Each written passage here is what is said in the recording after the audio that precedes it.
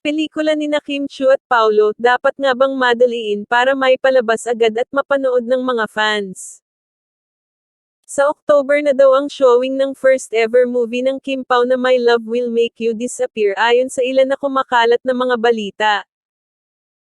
May mga fans na umalma sa mga kumakalat na balitang ito na this October this year na ipapalabas ang movie, dahil para sa kanila, masyadong minadali ang paggagawa ng pelikula, almost 2 months lang mula nang i-announce ito sa publiko ay agad-agad na itong ipapalabas, wala man lang daw mahabang preparasyon o paghahanda sa movie project ng dalawa, hindi naman daw kailangan madaliin para apanood agad, ang kailangan lang ay mapaghandaan at maging good quality ang movie dahil ito ang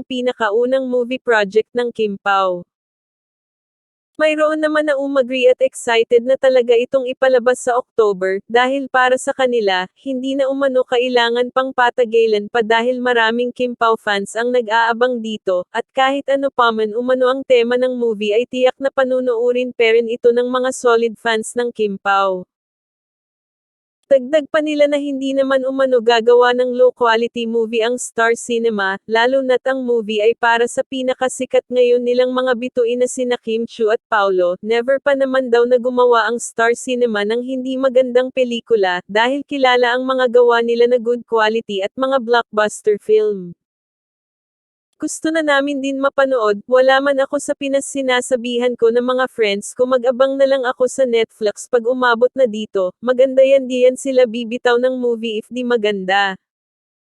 Huwag sana madaliin, siguraduhin na maganda, pagandahin maigi. Naku po blockbuster yan on the first day. Tingin ko baka matagal na nakapag-shooting sila Kim at Pao.